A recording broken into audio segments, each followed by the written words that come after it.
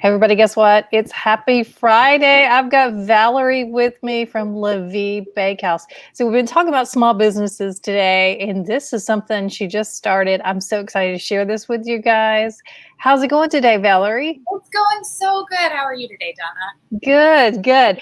I see it looks like you're in the kitchen. I wish I could be there and smell the Oh my bread. God, it smells so good. It's like a mixture of the cinnamon in the air from all the pumpkin ones and then the garlic from the focaccia. It's all the best smells. All the best smells right now. All the best. Man, one time I wish there was smell-o-vision or something. I don't know.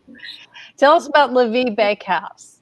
Well, Via is an underground bakehouse. Is how we put it because we don't have an official storefront.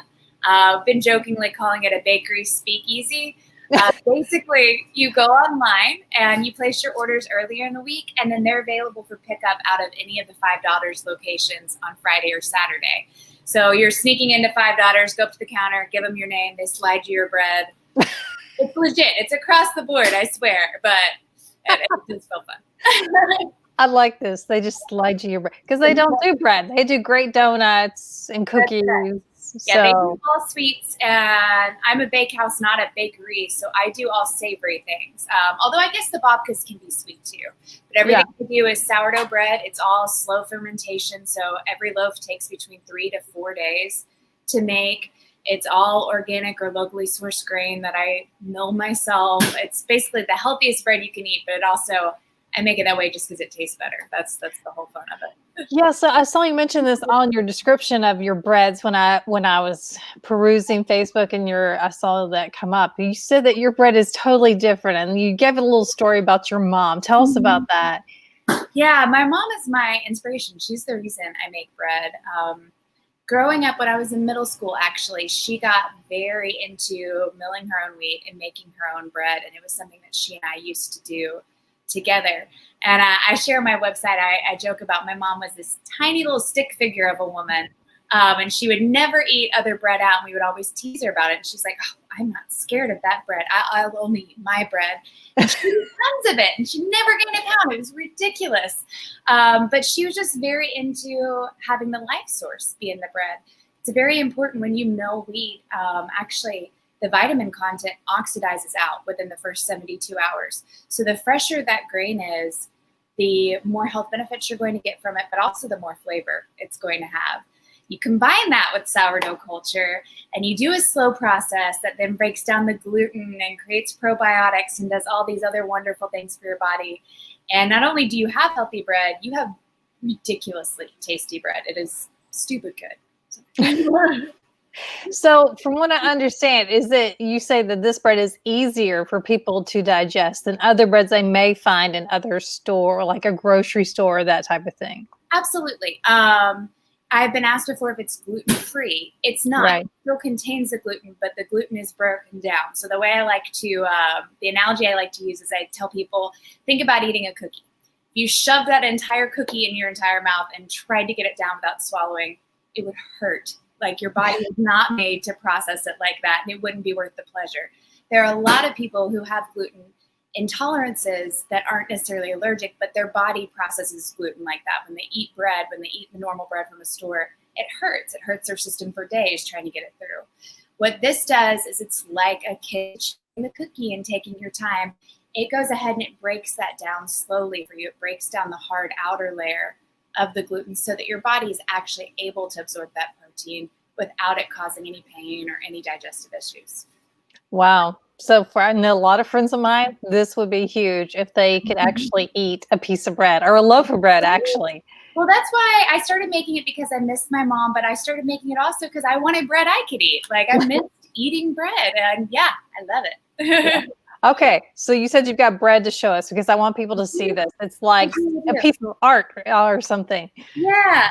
So I'll get this set up here. This right here is our caprese bowl.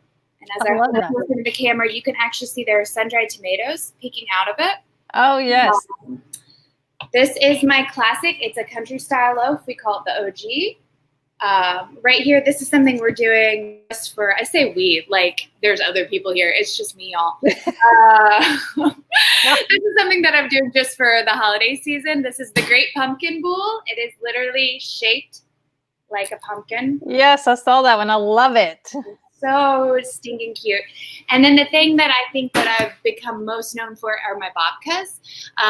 A babka is a traditional Jewish bread. It's a twisted yeast bread. So think kind of similar to like brioche meets like a pull-apart bread. Okay. And I do a sourdough version of that. So this is the chocolate babka right here. Oh, They're really beautiful.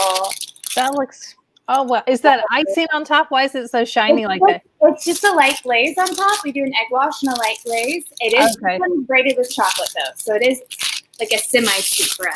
Gotcha. I have them braided with cinnamon, chocolate, pumpkin spice, to do savory one with cheese. And I actually have some of the dough here to show you as well. So this is what they look like. Okay. For the camera before they go in. Oh, look. Wow. We're getting a before and after. I love it. So that's the before. And this is the edible version. I mean, I guess this is edible too, but yeah. Not too much. Probably not what you want to do. So tell me, are you selling out? Because I feel like I've been watching the website and it feels like you're getting close to selling out every week. Yes, so we do sell out every week. I've been upping production because of that, and every week people keep up with that, which is great. It's a great problem to have. It does generally sell out within about 24 hours.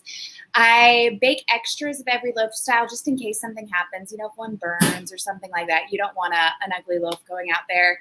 And I sell off all of my extras that work, obviously, at the end to a wait list that I keep, and we do that on the website too. Okay. So if you are hungry for this weekend or next weekend and you forget to order ahead of time, you can click on the website, join the wait list, and you'll get a text with anything that's left that's available for purchase the next day. Okay. So they're available at Five Daughters in Franklin, but you got to pre-order. No walking in and trying to think that somebody's going to hand you a loaf of bread under the counter. I mean, it's a speakeasy, y'all. You got to have a code to get in. You got to have your name on the list. You got to get the name on the list. Well, hey, it's great to catch up with you and learn more about this. Tell everybody about the website where they can go order their bread, because I know once they've seen all these, they're going to want them now. Good. Especially if you could smell it. Just I know. Franklin, smell the hallway. The website is www.laviabakehouse.com. Now, La Vie is French for life, and I do that because I do the life source of my bread. It's all organic cultures. I keep the fresh flour. So La Vie is spelled Lavie. www.laviebakehouse.com. And you just started doing this, right? I did. I started during the midst of COVID is when we started selling. So it was a great time to launch a business. You were like all these other people looking for the yeast to make bread, right? I was like, I'll just do it all myself. No, it was actually really difficult because I had just started. I'd started a couple months before COVID, but I hadn't officially started selling yet. And then you couldn't find grain or flour anywhere for months. I ended up making friends with farmers in order to get my grain in. It was really difficult for a little bit there. That's crazy. I'm blessed if those are my problems during COVID. So right. Well, you guys go check it out. She has a great Facebook page as well if you want to go see all the great pictures of bread. If you're just craving some carbs and you just want to look at them. Yes, please do. Lots of pictures, lots of weird videos. Oh, there's my mill behind me. That's the giant thing in the back. Okay. I see that. So we're seeing the whole behind the scenes. I love this. I love that you set this up for us like this. All right. You guys go check it out. Valerie, thank you so much for showing this. Absolutely appreciate you. And you guys go support your local business. Valerie, look, we got Halloween coming up. You're going to want bread, Thanksgiving, Christmas, all the things. If you can't trick or treat, you may as well have a giant pumpkin bread. That's what you do. Exactly. And it's edible. You can make sandwiches afterwards or whatever. Or have it with chili or something. I don't know. All right. Thanks, everybody. We'll see you soon. Thank you.